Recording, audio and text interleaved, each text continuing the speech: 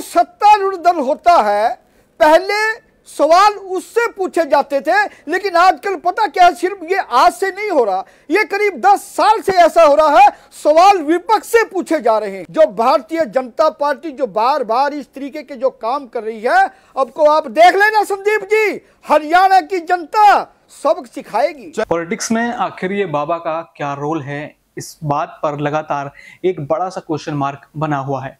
एक चर्चित नाम है बाबा राम रहीम, जो हर बार चुनावों के बीच पैरोल या फरलो पर छूट कर आ जाते हैं। अब इसी की तहकीकात यहाँ पर की जा रही है। सभी तमाम पार्टियों के लोग यहाँ पर मौजूद हैं। यहाँ पर यह पता लगाया जा रहा है कि आखिर चुनावों में उनको ऐसी क्या इमरजेंसी होती है कि उनको पैरोल या फरोल दे दी जाती है। ये क्या क्रोनोलॉजी है, जरा समझिए, इस पूरी डिबेट से क्या साफ हो जाता है। लगातार हमारे चैनल के साथ बने रहिए, चैनल को सब्सक्राइब कीजिए, वीडियो को लाइक कीजिए और अभी अपने दोस्तों और सगे संबंधियों के साथ शेयर कीजिए और लगातार ऐसे कंटेंट पाने के लिए हमारे चैनल के साथ जुड़े रहिए। करने वाला हूं गुरमीत राम रहीम की, एक हत्यारे की, एक बलात्कारी की, पैरोल की और फरलो की। ये जो खेल चल रहा है, ये जो भद्दा मजाक, और जब चुनाव आते हैं गुरमीत राम रहीम जेल से बाहर आ जाता है। कार की चाबी ही उसके हाथ में हो, जब दिल किया ताला खोल लिया। और जब ताला खोलने की बात हो रही है तो सत्ता का ताला कौन खोलेगा हरियाणा में, यह सवाल भी जुड़ जाता है। और गुरमीत राम रहीम, इसका डेरा सच्चा सौदा जो हेडक्वार्टर्स है, मुख्यालय है, वो भी हरियाणा में है, हरियाणा के सिरसा में है। तो हरियाणा में अब तो चंद दिन की बात है, 1 अक्टूबर परसों चुनाव प्रचार थम भी जाएगा और 5 अक्टूबर को बटन दबाया जाएगा। प्रधानमंत्री मोदी वो ताल ठोक रहे हैं और राहुल गांधी भी संकल्प यात्रा पर निकले हुए हैं। जलेबी की बात हो रही है, गोहाना के माटूराम हलवाई की जलेबी बड़ी पसंद आ गई राहुल गांधी को, तो किलो भर पैक कराकर अपनी बहन प्रियंका गांधी वाड्रा के लिए भी ले जाने वाले हैं। लेकिन जलेबी किसकी बन रही है हरियाणा में, राजनीतिक जलेबी, वो भी अपने आप में एक अहम सवाल हो जाता है। और शेर भर यानी कि किलो भर जलेबी तो पैक करा रहे हैं, लेकिन शेर के साथ शेर, बब्बर शेर की भी बात होने लगी है। आज प्रधानमंत्री मोदी पलवल में थे और उन्होंने कहा कि यहां पर तो कांग्रेस में ऐसी कलह मची हुई है, आप लोग देख ही रहे हैं, होड़ मची हुई है, हर कोई मुख्यमंत्री बनने की फिराक में है और दलितों का, पिछड़ों का, वंचित समाज का अपमान किया जा रहा है।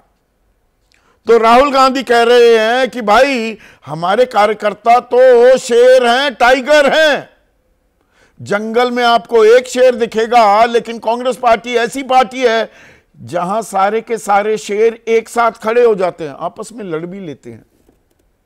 अब ये बात भी मान ली राहुल गांधी ने, और इसी आंतरिक कलह को, अंदरूनी कलह को बीजेपी एक बड़ा मुद्दा बना रही है कि अति आत्मविश्वास में ये कांग्रेस वाले अपना पलीता लगवा लेंगे, जैसे मध्य प्रदेश में किया था। मध्य प्रदेश का जिक्र मैं सीधा सवाल में कई बार कर चुका हूं कि उस तरह का ओवर कॉन्फिडेंस तो कहीं ले ना डूबे जो कांग्रेस बड़ी कंफर्टेबल पोजीशन में हरियाणा में दिख रही है, वो अपने लिए ही कहीं अवरोध, गतिरोधक तो नहीं खड़े कर देगी। और साथ ही साथ अंबानी का भी जिक्र हो गया आज। तो राहुल गांधी ने कहा कि अंबानी जी ने अपनी शादी में हजारों करोड़ रुपए खर्च किए। ये किसका पैसा है, ये किसका पैसा है, ये आपका पैसा है। आपको तो कर्जा लेना पड़ता है बेटी का ब्याह करवाने के लिए, बहन का ब्याह करवाने के लिए। यहां आपके पैसों में मौज उड़ाई जा रही है। तो कहीं ना कहीं बेरोजगारी से, महंगाई से जोड़ते हुए भी राजनीति कर रहे हैं राहुल गांधी, जबकि प्रधानमंत्री मोदी कह रहे हैं कि झूठ की राजनीति करती है कांग्रेस। अब सवाल भरोसे का है, लेकिन उससे पहले सवाल एक सभ्य समाज का भी है। ये गुरमीत राम रहीम जब चुनाव आता है, किस बात को लेकर फरलो या परोल दे दी जाती है। अब यहां पर मैं अगर आपको आंकड़ा बताऊं तो आप भौचक्के रह जाएंगे। 25 अगस्त 2017 से गुरमीत राम रहीम जेल में है, सुनारिया जेल में। आरोप क्या है?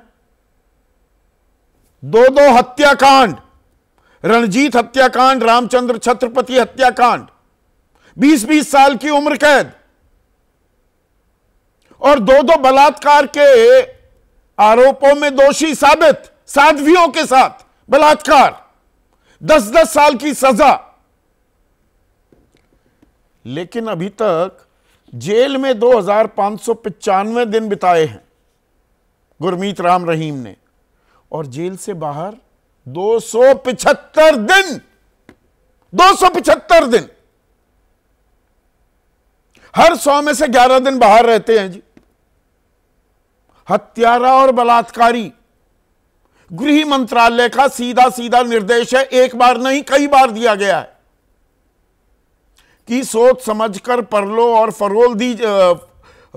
फरलो दी जाए। वैसे कानून यह है कि जो फरलो है 7 हफ्ते की फरलो दी जा सकती है 1 साल में, 70 दिन, और जो परोल है वो 10 हफ्तों की, यानी कि 70 दिन और 49 दिन। पर एक बलात्कारी और हत्यारे के लिए नहीं है ये। और यहां पर अब 20 दिन की फरलो पर फिर, परोल पर फिर बाहर आ रहे हैं, या आ रहा है गुरमीत राम रहीम। एक कमाल का संयोग है, जब दिल करे परोल, जब दिल करे फरलो। अरे भाई बस भी कर लो, ये रुकेगा कब सिलसिला? जब चुनाव आए गुरमीत राम रहीम बाहर। संदीप जी, आज मेरे को ऐसा लग रहा है कि मैं संदीप जी के बजाय सुप्रिया सेनेट जो पहले होती थी पत्रकार, उनसे सुन रहा हूँ। हो सकता है मेरा भ्रम हो, कोई बात नहीं, भ्रम हर इंसान का होता है।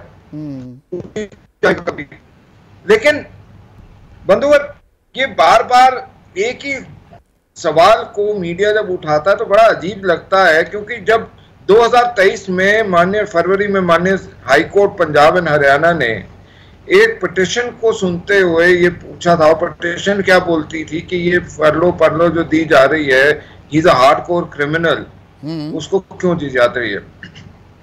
सबसे पहले तो मैं ये बता दूं कि हमारे को कोई इसमें गुरेज नहीं है बोलने में कि गुरमीत राम रहीम एक अभियुक्त है। He is a criminal who has been convicted by the court, he is convicted by the court, और जिसको कन्विक्ट करा जाता है वो क्रिमिनल कहलाया जाता है, उसमें हमारे को कोई दिक्कत नहीं कहने में।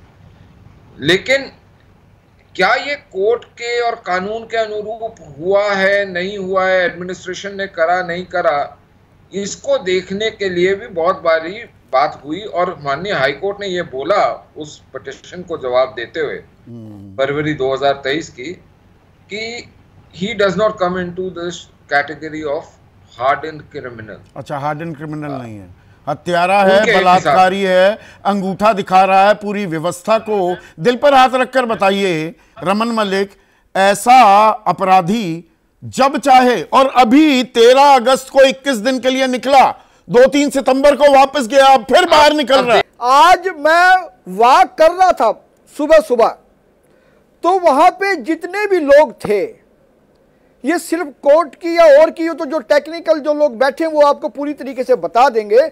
उन आम मानस ने भी ये चीज कही है कि जो अभी आपने बताई कि जो ये परलो या जिस तरीके से ये संविधान की, और ये बिल्कुल कोई कानूनी तरीके से नहीं। और भारतीय जनता पार्टी ने जब भी आपने पूरी लिस्ट वो बताई, तो इसको एक आम आदमी भी इस बात को बहुत अच्छी तरीके से समझता है। और इसका कारण होता है संदीप जी, ये चीजें कोई ऐसा ही नहीं होती।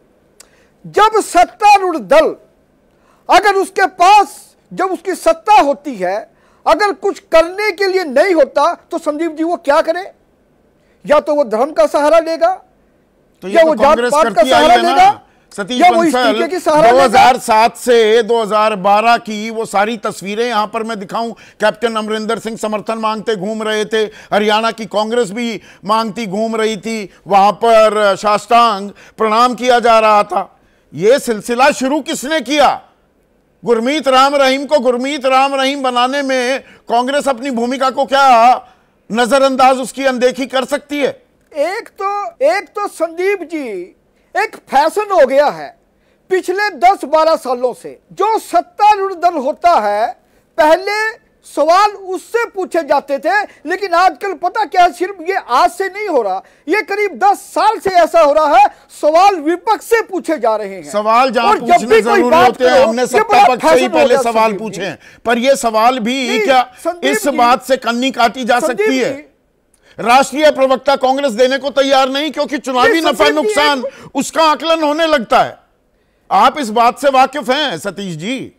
नहीं संदीप जी, संदीप जी, ये बात नहीं है। आप कितने साल से देख रहे हो संदीप जी, ये एक फैशन हो गया है कि अगर सरकार से सवाल पूछ लो तो वो कहते कि आप तो देशद्रोही हैं। क्या सत्तारूढ़ दल से नहीं पूछेंगे तो किसी आम आदमी से जाके सवाल पूछेंगे? किससे हम करें तो करें क्या विपक्ष? और आम जनता जो हरियाणा की है, हम हरियाणा के इशू के ऊपर ही रहते हैं, आम जो जनता है उसको इन चीजों से नहीं, वो सब तरीके से समझती है। और मैं एक चीज और बता दूं, जो भारतीय जनता पार्टी जो बार बार इस तरीके के जो काम कर रही है, अब को आप देख लेना संदीप जी, हरियाणा की जनता सबक सिखाएगी। किसको सिखाया जाएगा और कौन शेर है कौन सवा शेर है? मैं बब्बर वाले शेर की बात कर रहा हूं। के मनन हर बार जब पैरोल या फरलो मिलती है गुरमीत राम रहीम को, एक हत्यारे को, एक बलात्कारी को, मैं आपको न्योता देता हूं, ये पैरोल फरलो अब बस भी कर लो, ये बस होगी कभी? थमेगा ये, या ऐसे ही अंगूठा दिखाया जाएगा? प्रशासन कुछ नहीं कर सकता, कानून भी ऐसा है, सुप्रीम कोर्ट संज्ञान नहीं ले रहा, बस ऐसे ही चिल्लाकर अपना मन को तसल्ली दे लीजिए। संदीप जी, मेरा ख्याल आपने अगस्त में एक इसी विषय पे प्रोग्राम किया था जी। सेम जवाब आज मेरा होगा।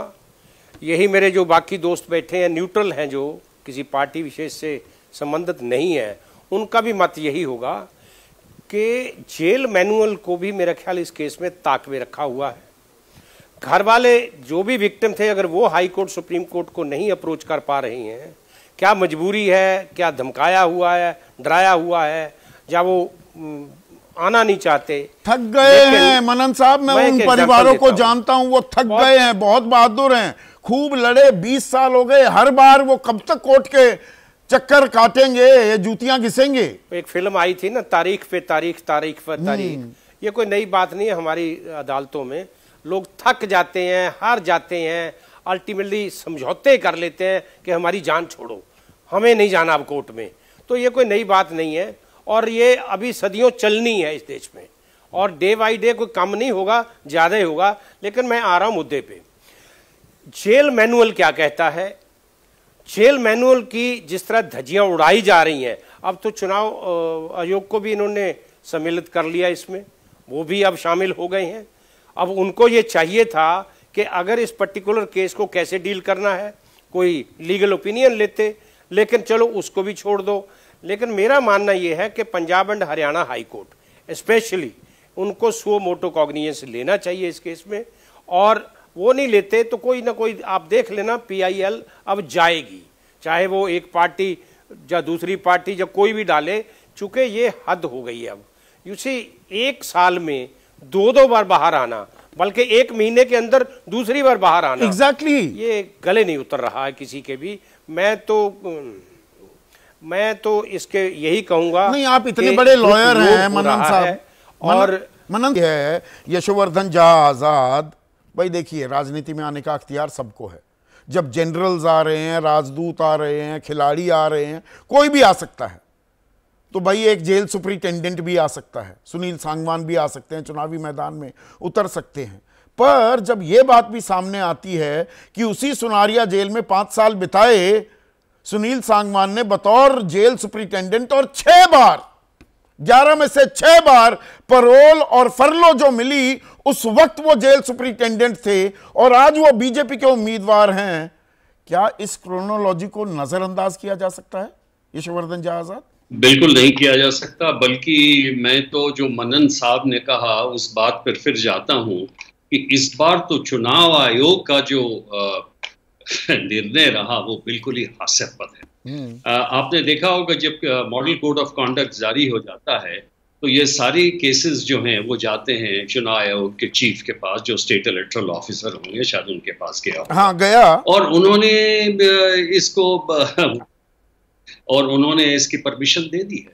मैं तो कोट अनकोट पंकज अग्रवाल जो सीईओ हैं, चीफ इलेक्टोरल ऑफिसर हरियाणा के, वो कहते हैं, and I quote, after receiving a report from the state authorities, I have recommended that the department may consider him for release subject to the correctness of the circumstances he has mentioned in his request for emergency parole and on imposition of conditions for such release, unquote.